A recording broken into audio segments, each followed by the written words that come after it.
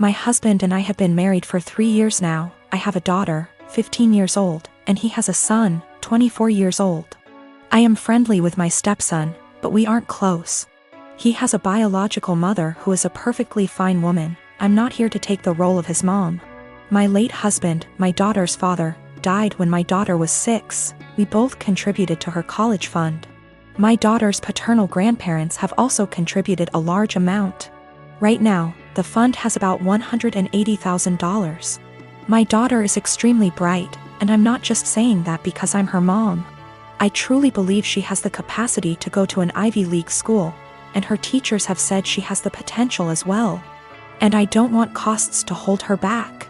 Our income would be too high to get any meaningful financial aid.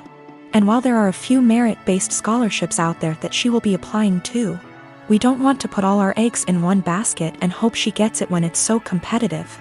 My current husband and I have separate finances. He doesn't contribute at all to my daughter's fund. My stepson is struggling with a heroin addiction and has stolen money, jewelry, higher loans, and electronics from us for drug money.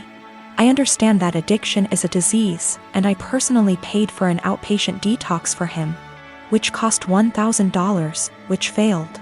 His father then paid for an outpatient rehab program, which cost $6,500, which also didn't work because he barely showed up. He promised us he'd do better next time and he needed another chance. So I split the cost of another $6,500 outpatient rehab program with my husband, which seemed to work during program, but he relapsed as soon as he got out of it.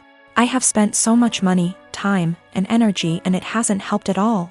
My husband and my stepson want to try a 60-day inpatient rehab program, which will cost $30,000. I had absolutely no idea where they were supposed to get the money for that, considering the thousands and thousands of dollars that were already spent, and the fact that we no longer had anything of value in our house. They want to use my daughter's college fund, which to me is absolutely off limits. I feel like it's completely unfair to my daughter to punish her for my stepson's addiction. Unfair to my late husband and his parents, but frankly, I don't think spending $30,000 will work. My husband thinks I'm an asshole because I'm prioritizing my daughter's education over his son's life. And he believes medical needs come first. He then asked my daughter if she'd be willing to use $30,000 from her fund to pay for her stepbrother's rehab. And she got very quiet and did not answer. He then got very upset with her and said she was being selfish. My daughter later told me that she didn't want to give her stepbrother the money, but she felt so guilty. And I am furious at my husband for emotionally guilt-tripping my daughter like that. I have been with my fiancé for 2 years. We are both 37 years old. We're getting married soon. I've only met her family a couple of times. My daughter, Judy, 16 years old, has never met them till very recently, where they hosted dinner to celebrate 4th of July, and that's when they met her for the first time. Judy has a visible burn scar on her forehead. It was due to an accident she was in when she was 9. She used to be incredibly insecure about it, to the point where I was forced to homeschool her, and it was hard trying to deal with and navigate through this rough time. Now she's doing a lot better, though some comments can really cause her to become stressed out and anxious. My fiancé knows all that and respects it. Before we went to her parents' house, I asked her to tell them about Judy and her struggle, and get to try and not say anything negative about it or possibly mention it.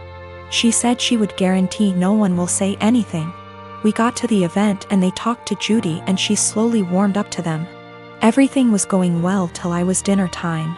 My FMIL looked at Judy while she was eating and pointed at her scar, basically asking questions about it, which made Judy lose her appetite and start to get uncomfortable. I kept sending my fiancé and her mom signs to knock it off, but to no avail. Finally, FMIL then brought up the wedding and asked my fiancé if it'd be possible to Photoshop the scar out of any wedding photos that will have Judy in them, just in case they distract viewers. I was dumbfounded. Fiancé said nothing, just stared casually while nodding. I looked at Judy and it was clear this got to her. I leaned closer and asked if she was feeling uncomfortable and that we could leave if the answer was yes. She took her time, then nodded and said, "Yes, I'm feeling uncomfortable right now." I got up and told her to get ready cause we were leaving. My fiancé, her mom and the family started insisting we finish dinner and stay, but I refused. I took Judy and got in the car and left before even talking to my fiancé. Obviously, she was pissed. She called and was angry, talking about how I disrespected her parents by taking Judy and leaving in the middle of dinner and not even saying goodbye. I told her that Judy was feeling uncomfortable with Mills' comments and questions. She said Judy overreacted and is in need to go back to therapy if a simply mention of her scar caused her to react that way. I got tired of arguing and asked her to give us some time, but she went on me and said that I have no respect for her and her family, and that what I did was irrational, and now she won't speak to me till I clear things up with her family, after ruining their celebratory dinner. In the past month, my older brother's fiancée left him. This meant he lost his house because the home they lived in was in her name. He lost his vehicle because what he was driving was her old car. He also lost his job because he was so focused on his breakup that he was constantly making mistakes. He moved in with our parents, who live about 5 minutes away from my husband and I. I do have a lot of sympathy for him. He literally has nothing, no home, no car, no job, no relationship. The problem is, this is third time this has happened to him. That's right, he has had 3 fiancés leave him now, and every time he winds up losing everything. He has had 2 cars impounded because he gets so upset over his breakups he loses his job and can't make payments on his vehicles. My parents and I have bailed him out of these situations every time. I even paid off his back payments on his car, paid for his dog's vet bills, and paid some of his rent before. My parents and I have literally spent thousands of dollars trying to help him. Each of the past 2 times he winds up moving back in with my parents, who are in their late 60s. While we pay for everything for him, whenever he goes through a breakup he becomes a total jerk. He spends every weekend with his friends out camping or vacationing. How he pays for it I have no idea. After the second fiancé he took a trip to Fiji with his friends but couldn't afford to pay his rent. He mostly ignores me unless he needs money, which, during this breakup I am refusing to help him out at all. The worst part is he treats my parents like garbage. If they ask him questions like, "Have you been looking for a job?" he will yell at them. He has no problem eating the food they provide for him and living in their house rent and utility free. And driving my mom's brand new car, which she got because he totaled her last car, but makes them absolutely miserable. My mom told me he will yell at them, call her stupid, trashes their house, sleeps all day, and leaves the care of his dog up to them. Every time I see my mom lately it's obvious that she's been crying. The most recent event took place on Sunday. In an attempt to get him out of the house for a while I offered to take him out in our boat. He seemed super excited about it, and when he's excited he can actually be a lot of fun to be around. He tells me he's hanging out with friends but will be back in town Sunday afternoon. Sunday afternoon rolls around and he's nowhere to be seen.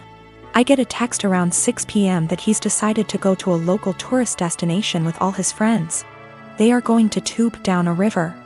I'm bummed because I was honestly looking forward to it, and because my brother has once again chosen his friends over his family. But it's whatever, I honestly don't rely on him for anything, so it's not that big of deal. But then I find out he's driving my mom's car and she has to be in her office early Monday morning. Then the peaceful protests in our town turn into full-on riots and my brother is still not home. At this point he can't get home because they've blocked off access to our town, so he just stays with his friends, and I wind up taking my mom to work. My dad tries to talk to my brother on Monday about how irresponsible he was, and my brother just yells at him, and then locks himself in my parents' basement for the rest of the day. My parents are miserable. They want to help and have always said they will do anything for us kids. But they are just enabling my brother every time they bail him out. My dad has major health problems that are being exacerbated by the stress my brother is causing. My mom has a history of severe depression that I see her slipping back into the longer my brother is with them. I'm really close to my parents and they are usually very fun people.